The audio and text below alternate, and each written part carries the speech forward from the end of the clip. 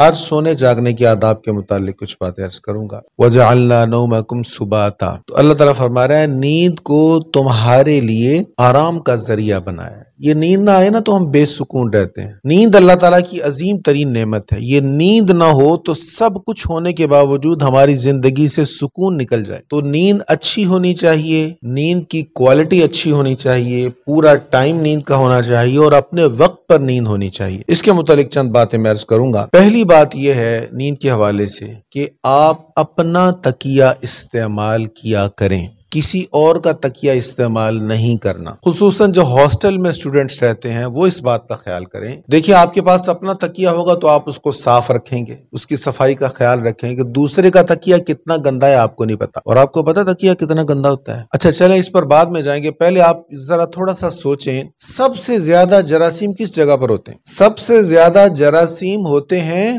Wash room میں۔ اب wash room میں کتنے جراثیم ہوتے ہیں اس کی تعداد کو اب چھوڑ دیں، لیکن آپ یقین کریں جدید تحقیق سے پتا چلا کہ ایک تکیے میں واش روم کی سیٹ سے زیادہ جراثیم ہوتے ہیں۔ ٹوائلٹ فلش جو ہے نا اس سے زیادہ جراثیم ایک تکیے کے اندر ہوتے ہیں۔ امریکہ کی ایک بستر بنانے والی کمپنی نے ایک تحقیق کی، بی بی سی کی رپورٹ سے میں نے وہ تحقیق اٹھائی ہے۔ 2013 میں اس کمپنی نے تحقیق کی، ایک ایسا تکیہ جس کو ایک ہفتے دھویا نہیں گیا تھا، اس کے غلاف پر جب ریسرچ کی تو پر سکوائر انچ 30 لاکھ جراثیم موجود تھے۔ یہ اوسطن ٹوائلٹ سیٹ پر موجود جراثیم سے 17,000 گنا زیادہ ہیں۔ 100 گنا نہیں، 1000 نہیں، 17,000 گنا زیادہ۔ یہ چیز اس کو چیک کرتے کرتے تسلی کرتے کرتے میرا کافی ٹائم لگا ہے، یہ جو میں آپ کے سامنے پیش کر رہا ہوں۔ اور ہمارے ہاں کسی کا کوئی تکیہ ایسا پڑا رہ جائے جو بھول گیا یا چھوڑ گیا،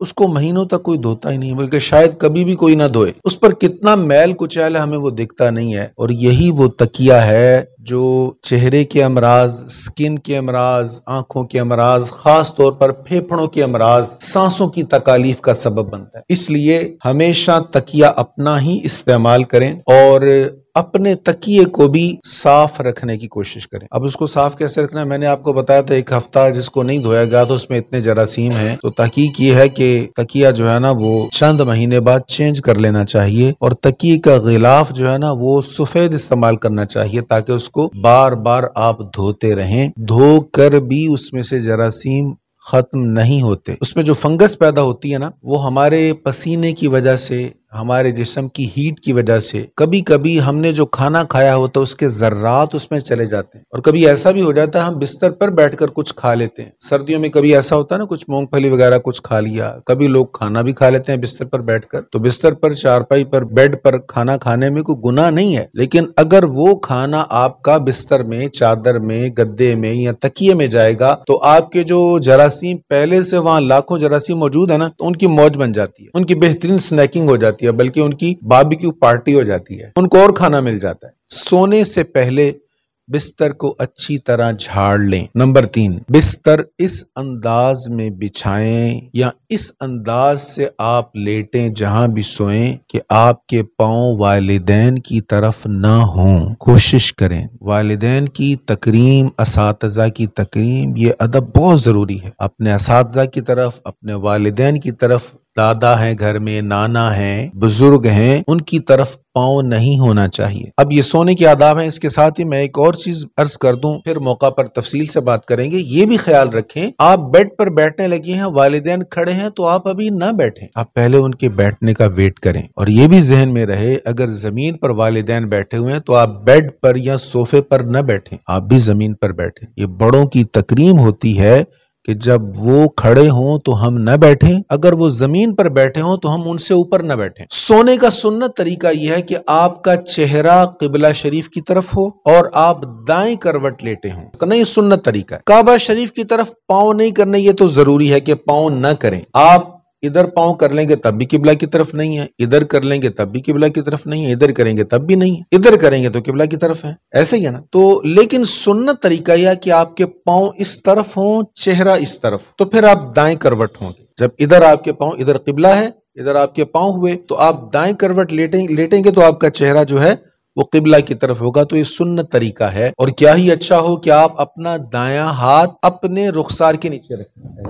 یہ نبی کریم صلی اللہ تعالی علیہ وآلہ وسلم کا سنت طریقہ ہے، اگر یہ ہو جائے تو پھر اس کا اہتمام کریں۔ ایک اور بڑا اہم مسئلہ ہے، نبی پاک علیہ الصلوۃ والسلام نے فرمایا جب بچہ 10 سال کا ہو جائے اس کا بستر الگ کر دیں۔ اب ہمارے یہاں سب بچے 10 سال سے بڑے ہی ہوتے ہیں، تقریباً 11 سال یا 10 سال سے کچھ اوپر ہوتا ہے، جب پرائمری پاس ہوتا ہے تو آپ آتے ہیں یہاں پر۔ تو جو بچہ 10 سال کا ہو اس کا بستر، اس کا تکیہ الگ ہونا چاہیے۔ 10 سال سے زائد عمر والے یا 10 سال والے بچے ایک بستر پر نہیں سو سکتے۔ کیوں؟ اس لیے کہ ہمارے آقا کریم علیہ السلام نے منع فرمایا، تو جس چیز سے نبی پاک علیہ السلام نے منع فرمایا وہ ہمیں نہیں کرنا چاہیے۔ بلکہ فقہائے کرام اس حدیث کی روشنی میں فرماتے ہیں کہ جب بچہ 10 سال کا ہو جائے تو اپنی خالہ، اپنی پھوپھی، اپنی وہ خاندان کی قریبی خواتین جن سے پردہ نہیں ہوتا ان کے ساتھ بھی اس کو نہیں سونا، یہ بھی اس کے لیے جائز درست نہیں ہے۔ ایک اور بڑا آج کے دور کا مسئلہ ہے، رات سوتے وقت دیر تک موبائل فون کا استعمال کرنا، ٹیب کا استعمال کرنا، یہ آپ کے لیے نہایت نقصان دہ ہے۔ سوتے وقت فون کو استعمال کرتے رہنا اور فون کے ساتھ جڑے رہنا، چمٹے رہنا، اس حال میں سونا کہ سوتے سوتے آپ کے چہرے پر کبھی فون گر رہا، نیند آ رہی ہے، پھر آپ اٹھا لیتے، پھر کبھی سینے پر گر گیا، پھر آپ نے اٹھایا،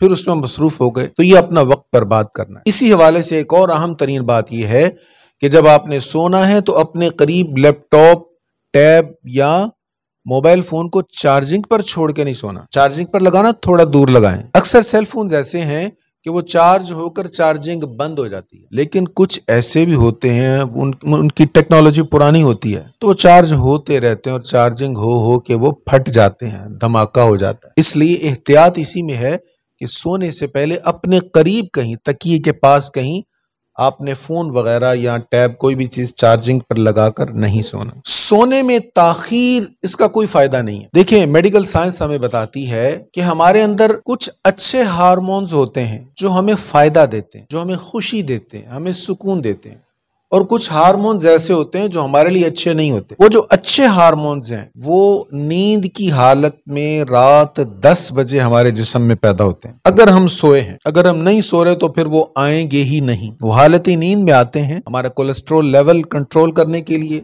ہمارے جسم کو بہتر کرنے کے لیے، اگر کسی میں فیٹس زیادہ ہیں تو اس کو ٹھیک کرنے کے لیے، اگر کسی کا پیٹ بڑا ہو رہا ہے تو اس کو کنٹرول کرنے والے یہ جو ہارمونز ہیں یہ رات 10 بجے سے لے کر صبح 4 بجے تک آتے ہیں اور نیند کی حالت میں آتے ہیں۔ اس لیے اپنے پر لازم کریں، موسم کوئی بھی ہو، عشاء کے بعد جلد از جلد سونے کی عادت بنائیں۔ اگر گھر میں ماحول دیر تک جاگنے کا ہے تو حفاظ کرام کو کوشش کرنی چاہیے کہ وہ اپنے لیے الگ گوشہ بنائیں، گھر والوں کو، والدین کو ادب سے ریکویسٹ کریں اور جلد از جلد سونے کی کوشش کریں تاکہ جو سونے کا صحیح ٹائم ہے اس ٹائم کا آپ فائدہ حاصل کر سکیں۔ اسی طرح ایک اور تحقیق یہ ہے کہ اگر آپ رات 10 بجے سے لے کر صبح 4 یا 5 بجے تک سوتے ہیں تو آپ کے جسم کو جتنی نیند چاہیے آپ اس کا 100% حاصل کر لیتے ہیں۔ آپ نے فیل کیا آپ تھکے ہوں، بھاگے ہوں، کھیلے ہوں، تھکاوٹ ہو، جیسے ہی آپ سوئیں گے تو آپ کا جسم ریفریش ہو جائے گا، آپ بالکل پہلے کی طرح طاقتور ہو جائیں گے، تھکاوٹ ختم ہو جائے گی۔ یہ کیوں ہوتا ہے؟ اس لیے کہ نیند کی حالت میں ہمارے جو باڈی سیلز ہوتے ہیں یہ ریپیئر ہونا شروع ہو جاتے ہیں۔ ہمارا جسم کا نظام اللہ تعالیٰ نے ایسا بنایا ہے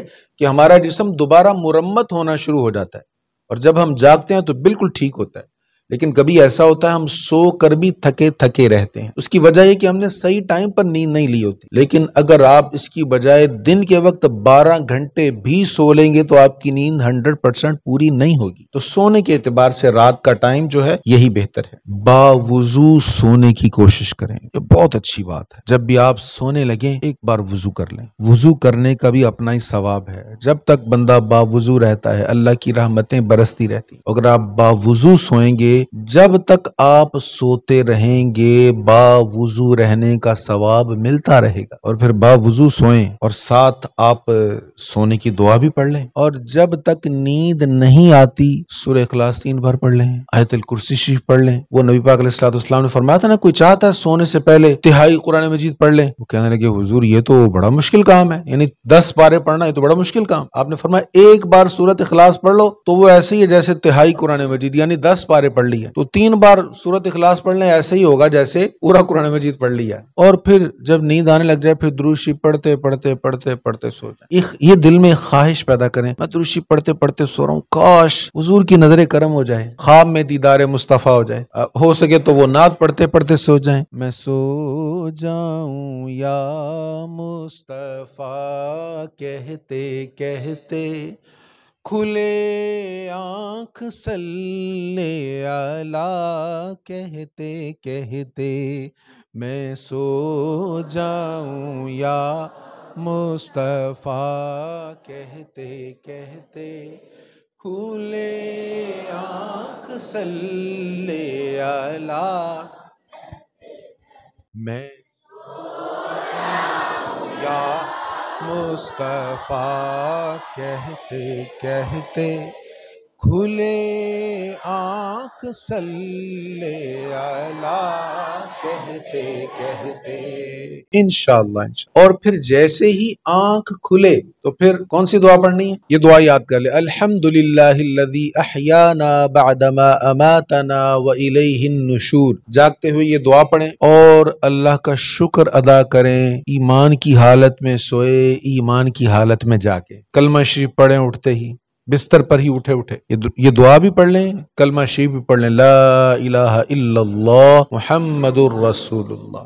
اگر کسی کو یہ دعا نہیں آتی تو پھر وہ کلمہ شریف ہی پڑھ لے. بستر اپنا سمیٹیں، اور اگر گھر پہ ہیں، چارپائی یا بیڈ پر ہیں تو بستر کو ٹھیک کر کے اٹھیں. جیسے اٹھے ویسے ہی بستر ٹیڑھا میڑھا، بیڈ شیٹ جو ہے وہ باہر آئی ہے، نیچے والی بیڈ شیٹ نظر آ رہی ہے، گدا نظر آ رہا ہے، تو یہ اگر ایسا ہے تو اس کو ٹھیک کریں. تکیے کو صحیح حالت میں رکھیں، لحاف یا کمفرٹ اگر ہے آپ کا، کمبل ہے، کچھ ایسی چیز ہے تو اس کو بھی سمیٹ کر تہہ کر کے پھر آپ بیڈ شیٹ کو سیدھا کر کے پھر آپ اٹھیں.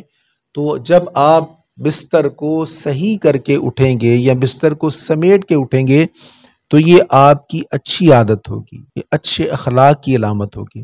اچھا میں چیزیں دہرا دیتا ہوں.